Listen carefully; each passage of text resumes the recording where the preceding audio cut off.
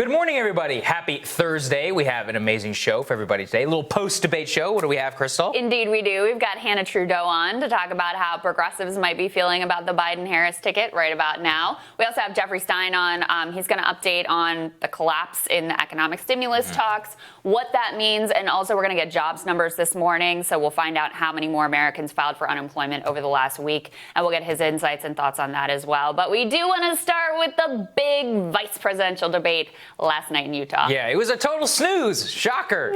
Exactly as we predicted. We cut two of the, I guess, better moments for two of the two candidates. Let's take a listen. If you have a pre-existing condition, heart disease, diabetes, breast cancer, they're coming for you. If you love someone who has a pre-existing condition, they're coming for you. They have a $2 trillion version of the Green New Deal, Susan, that your newspaper, USA Today, said really wasn't that very different from the original Green New Deal. More taxes, more regulation, banning fracking, abolishing fossil fuel, crushing American energy, and economic surrender to China is a prescription for economic decline. President Trump and I will keep America growing. The V-shaped recovery that's underway right now will continue with 4 more years of President Donald Trump. Sure, you guys are loving that V-shaped recovery. Cookie cutter, you know. I mean, look, this is what I said yesterday. Pence is an unflappable guy. You could ask the man anything, and he would tell you that President Donald Trump is the greatest leader of all time and revert right back to right-wing. People forget, he was a right-wing talk radio host. You can't throw those people off, man. That's like, so true. That's how he came up. And, you know, you talk that long and you start to believe some of this stuff and you just, you know, say it with pure sincerity. Look, it was a wash. Nobody cares about the vice presidential debate. I mean, we got some snap polling. We always like to look at what the Frank Luntz focus groups say, so let's put that up there on the screen. Kind of interesting. On terms of Pence, they're like robot, presidential, even-keeled, presidential, bland, regressive, professional, pathetic, calm, typical politician. I think that's probably the right one. Kamala not exactly scoring the best terms there. Evasive and nervous, shifting blame, caring, snarky, too rehearsed, which I think probably encapsulates her to a T. Applies to both of them, really. I mean, it was sort of weird. I'm going to talk about this a little bit more on my radar, how normal it was. It was like, wait a second, this is what we used to do all the time. Like, these are two of the most conventional politicians trading talking points, and it was almost jarring in comparison to how just bizarre and chaotic the environment that we live in, that we have these like two super normal, boring, bland politicians going back and forth on their talking points was kind of weird. Look, I thought Kamala did what she needed to do. She wasn't spectacular, although I thought she came out of the gates very strong. She kind of lost her way a little bit throughout the debate because she's very good when she's practiced. And clearly those early answers on COVID, like she knew exactly what she wanted to say, and she's very effective doing that.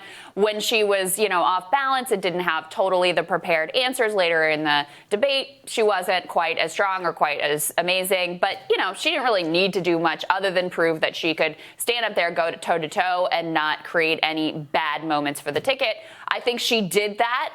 The CNN poll, snap poll afterwards, had viewers saying that Kamala won a little bit more than Pence. I agree with you. I think it was more or less kind of a wash. Right on partisan line. Which ultimately is a boon for the Biden-Harris ticket. That's right. Because they don't need to do anything. They are like running away with this thing right now. So the fact that Pence couldn't make anything happen, there was the weird fly on the head moment too. We should just throw that out. That was crazy. They stay there for so long. Anyone ever seen a fly stay in the same place? He was there for like 2 minutes. People thought he got stuck in the hair gel, but I mean, that was wild. Oh, that's an interesting theory. Anyway, I hadn't thought about that. I thought it was interesting. In general, whenever we watch it, it's like, look, like you said, the state of the race has nothing to do with the vice presidential debate. So unless Pence can deliver a total knockout blow, then there's not even, and even then, honestly, if Pence did a knockout blow to Kamala Harris, it's a one-day story. Well, and let me say this too, because the Trump campaign has not only struggled to land a blow against Joe Biden, their attacks on him have actually improved his higher favorability. His favorability ratings, which is impressive. And so they've, in recent weeks, since Kamala Harris was put on the ticket, they've tried to make it about Kamala because there's a little bit more to work with there. A lot more, yeah. You know, she did support the Green New Deal. She did support Medicare for all. And since they have these brainworms of like the way to beat them is paint them as left, they thought they could work with Kamala Harris more and score some points there. But I think we saw last night when Pence went down that road, I mean, even with Kamala, it didn't particularly land. And the bottom line is, like, people aren't voting for Mike Pence or Kamala Harris, even though we should be clear about the reality here, which is that the two presidential candidates are both really old and there's a pandemic. So it's never been just statistically probably more likely that one of these individuals could ascend to the presidency. So it is actually consequential, but I just think the public interest in these two figures is very low. We make this mistake every time. We're like, oh, it's just the vice presidential debate. And look, I just said nobody cares, but that doesn't mean I don't care. We have made a mistake in our history many, many times about overlooking who these people are. They are one heartbeat away from the presidency, and you can go read our history to go see how president dies, and then the whole thing's changed because the vice president, nobody even knew that much about him, and they have all sorts of own ideas. So it's actually important to pay attention. It's interesting to see, I think, why Pence's attacks don't land is because, like you said, nobody authentically believes Kamala Harris is like a leftist. Like, because she's not. Right. She's a neoliberal shapeshifter. Shapeshifter. She was a leftist, and then she was a centrist. She's a now tool she's of a the donor class. She doesn't believe everybody can anything. see that. Yeah. Authentically, the only thing she believes to her core is accumulating power and, like, you know, fancying around with her friends in media and Hollywood. That's basically it. And I'll talk about that. I think that's what the greatest attack against her. I mean, you saw her crumble on attacks on her prosecutorial record, on China, on the terror. I mean, she was terrible on so many different things. Zero answers. Terribly, she was stumbling all over her words. But look, she's going to get a pass, and that's just the way it is. But we should be clear. It didn't matter in terms of the actual presidential race, and we got a slew of polls yesterday, which are eye-opening, I think, to say the least. Is the word I CNN would actually use. put this graphic together where you can see that this is in their electoral college outlook. For the first time, they see Biden passing the 270 electoral vote map. Obviously, we should be cautious, and, you know, these are just CNN polls on an average, the way that like 538 and all of that would be. But there was also those slew of polls that Bloomberg put that graphic together of everything. I mean, let's throw that up there on the screen. This is just crazy, Krystal. I mean, take, you know, Quinnipiac, New York Times, Marquette, and others, state by state by state, just showing Biden leading. Yeah. Well, and I mean, it's worth going through these if we can leave this graphic up a little longer. Like, we've said this a lot, but I'm going to say it again. Iowa should not be in play for Democrats, and this Quinnipiac poll has Biden up by 5. Ohio, again, really shouldn't be in play. This was a state that Democrats thought had moved to the right and that they were unlikely to win back on the strength of Republican performance with white working class voters. This shows it basically a tie. That's actually one of the better polls that came out for Donald Trump this entire week, was a tie in Ohio, which shows you where things are. Quinnipiac, this is an outlier poll in Florida, but with Biden with an 11-point lead in Florida. In Nevada, a 6-point lead. New York Times, again, that's like kind of one of the better polls that he's gotten. It's in the range of the loss that he was facing before the debate. Wisconsin, Biden up 5. Again, that's better than he's been doing this week. And Pennsylvania, the Quinnipiac polls were all really, really bad for him. Pennsylvania, Biden plus 13. And Pennsylvania, if you're going to look at any state, is the state. And for a long time, Wisconsin and Michigan and Minnesota, which the Trump campaign had thought maybe they could put into play, had all kind of moved away from Trump. But Pennsylvania had stayed close.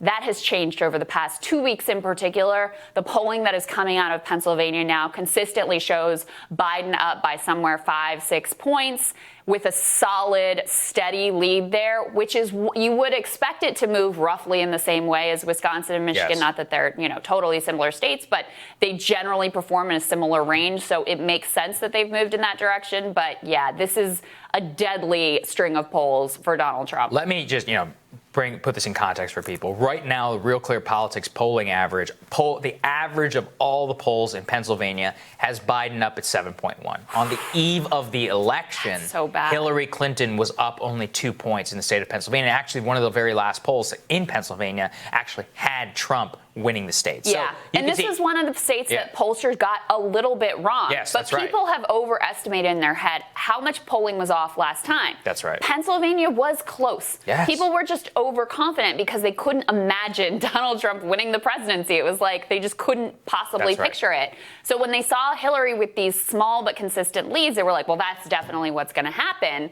So yeah, Pennsylvania was not out of reach for Trump coming into Election Day. It was not, what'd you say, it is 7 points? Yes, it's 7.1 That's even worse than what I actually thought it was right now. On the eve of the election, Clinton 1.9, and Trump won the state by 0.7. So you can see that, what we've said here, the story of 2016 is Trump overperformed his polls by 2%, and that dramatically helped in certain states like Michigan, Pennsylvania, and Wisconsin. This time around, if the polls are as wrong as they were last time around, he would still lose by 5 points in the state of Pennsylvania. There's something that is sort of heartening and sort of depressing about the state of affairs. We'll start with the depressing part, which is that Joe Biden is no miracle worker. Mm-hmm. He's winning based on a promise to wear a mask and not tweet mean things. I mean, it's really, he's had to pledge the least to the American people because the bar is set so incredibly low. And frankly, Donald Trump has set the bar so incredibly low by doing the polar opposite of everything he should be doing in basically every instance since this pandemic has occurred. The part that's heartening is there was this idea after 2016 that people were just locked in, unthinking robots who would never change their minds about anything, who were just totally hardened, totally partisan, nothing matters. How many times did we hear that over the course of the past 4 years? That people had this almost cult-like mentality where nothing could move them off of their candidate. And look, some people, sure, there are hardened partisans who will vote for the Democrat or vote for the Republican come hell or high water. But you have a lot of people who are actually assessing, how has this gone for me? How is this going for my life? Do I really think that this is the guy to steer us through what are incredibly troubled times? Or do I want to try with this other dude who, he may not be amazing, but maybe he's just going to be a little bit steadier and freak me out a little bit less on a daily basis? People are paying attention and they are listening and they are changing their minds. And there is actually something kind of heartening about that. I'm glad that you said that, because whenever people in the media say nothing matters, what they mean is that the things that I think matter do not matter to voters. And the thing is, this time around, coronavirus matters because it impacts every facet and aspect of your life. Right. Economics, the state of the stimulus negotiations, matters. Right. You can talk to normal people, average people not tapped into the news cycle. What's the one thing they're going to tell you? This happened to me yesterday. They're like, man, I cannot believe he pulled out of those stimulus negotiations. I'm hurting right now. Yes. You can see that. That is something where it's you turn on the radio, that bit of news actually matters to you, your life, livelihood, the ability to support your children. That's the point, which is that the truth is that people in the media and the elite class and the politicians, when they say nothing matters, they don't like to focus on the things that actually matter to voters in their people's lives. So if you talk about those things, they will elect you. They will give you a chance. Yeah. They're the same people who voted for Barack Obama, Bernie Sanders, and Donald Trump. Yeah. That's how it actually happened.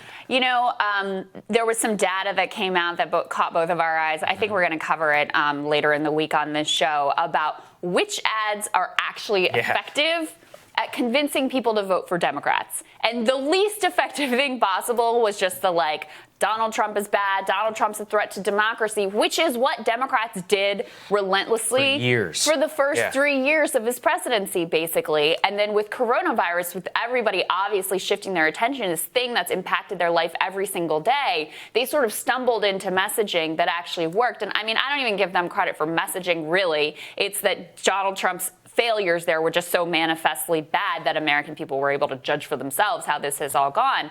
But the things that actually persuaded people and moved voters and made a difference, they were economic messages on healthcare and wages and jobs. I mean, it doesn't take a rocket scientist, and yet I feel like so few people actually understand that and manage to pull that off.